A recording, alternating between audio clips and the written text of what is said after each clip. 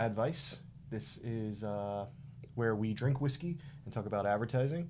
I'm your host, Aiden Eaton, and with us today we have David Teller, Director of Digital, and Josh Mangum, the Director of Strategy at Wickert. Today we're talking about the video trends in advertising and how it's utilized. So I'll let you guys start. What role does video kind of play in advertising? How important is it? These days, pretty big deal. I mean, you're looking at your Instagram Reels and TikTok. For a lot of businesses, video is more impactful than any other method in terms of getting in front of customers and communicating your business. Yeah, I think just the way that people absorb information these days, it's all video. Every social platform is dominated by video. Every ad platform has got lots of great video options just about. So for advertising and just for branding and for marketing in general, video is crucial, I would say, and gaining value. It's been crucial for a long time. It's been important for a long time. Now it's becoming so practical for any business that knows what they're doing to take advantage of it that it's just, it has to be a cornerstone of your marketing strategy or your content strategy at least. Yeah. With TikTok being so popular, it just kind of went away and came back, and I feel like it came back stronger than it left. Do you think businesses should be on TikTok? We get asked that question a lot.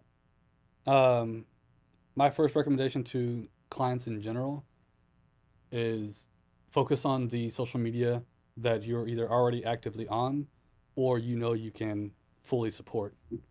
But if you're not used to doing video recording, you're not used to TikTok, you don't use it naturally, in your personal use, it's a big hurdle to kind of get into unless you want to hire an agency that takes that over for you. But that's kind of where that hurdle is. But in terms of if you do or you are able to produce videos, TikTok is probably going to be your main platform for brand awareness.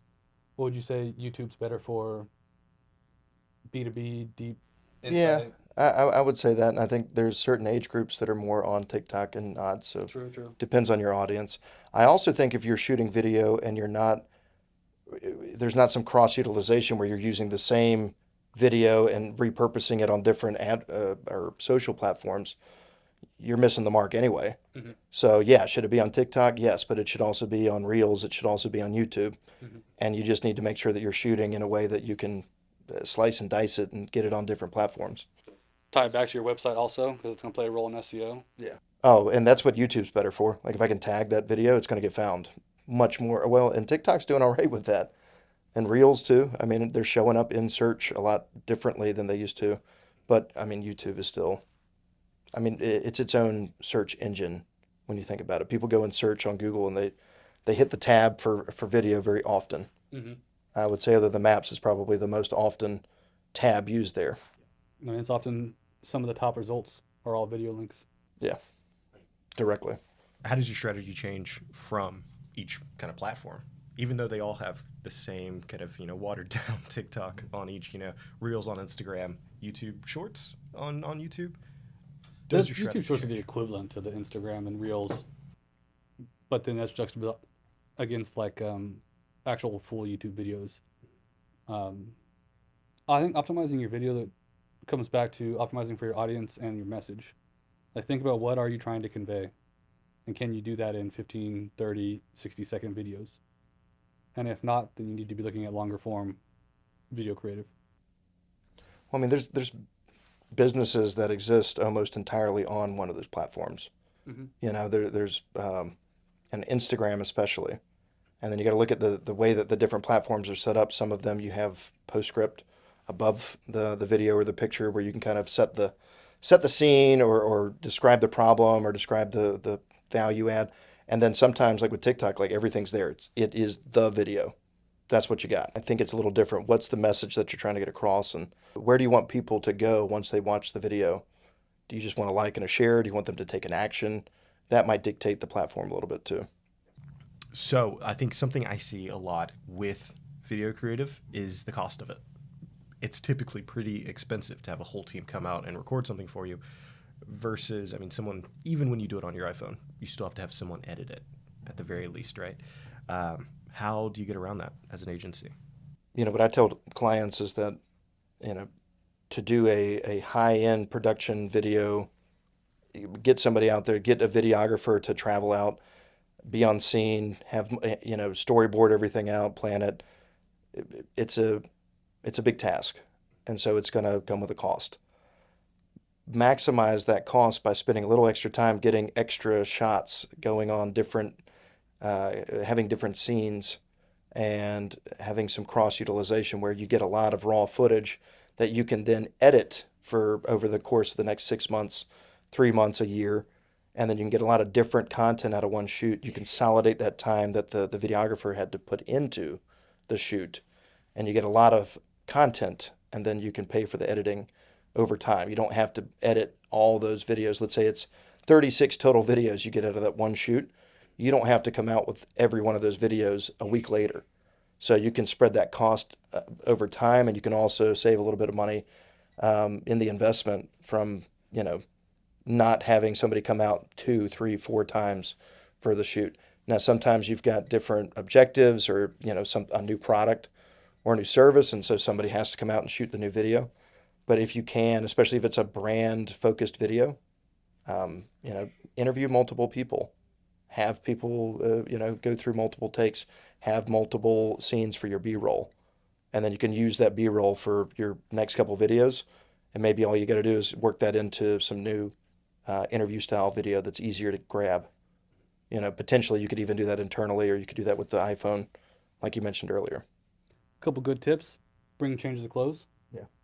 Second good tip: if you do have a good production team coming out and doing the whole professional shoot, get some really cheap phone shots of behind the scenes.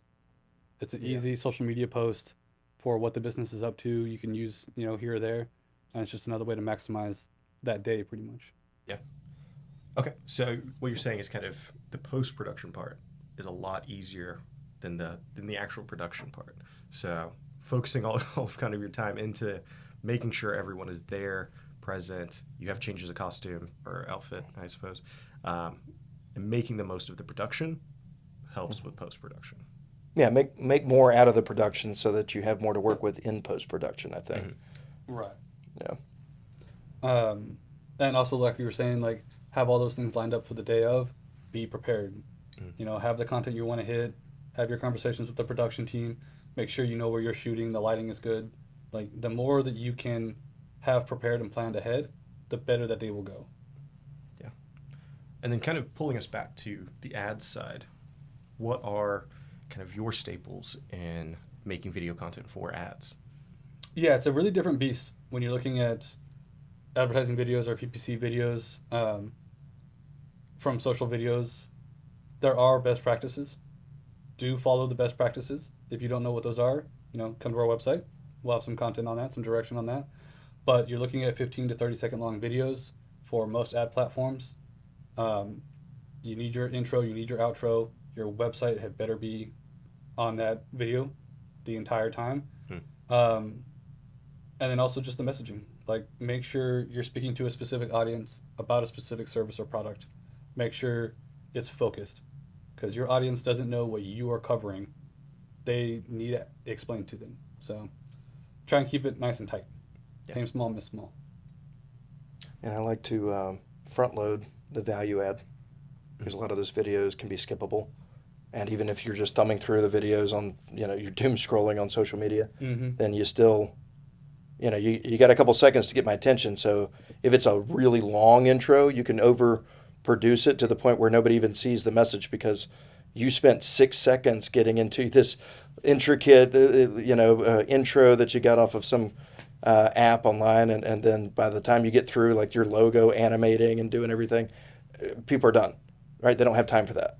So enter quick if you're going to do an intro, and make sure that you're getting the message in quickly. 100%, yeah. Couple seconds is all you have to hook people to video. Yeah, I love a 1 second intro, just a ding, boom, right into it. Yeah. And then with the website, and so you got to look at you got website, or you've got click below, and then I see a lot of times people try to cross post their videos and they forget that this is not a click below or link in bio situation, right? There's no link in bio on YouTube, so Usually not. I guess you could do like a link tree. But still, like, just remember which platform you're posting this on, and, you know, act accordingly. Some of them also allow for the links in the video, where some of them don't. Mm-hmm. I think that's important too. Okay. I think that's all we've got time for today. But thank you for joining us. Like, comment, subscribe, and see you next week. Thank you. Cheers.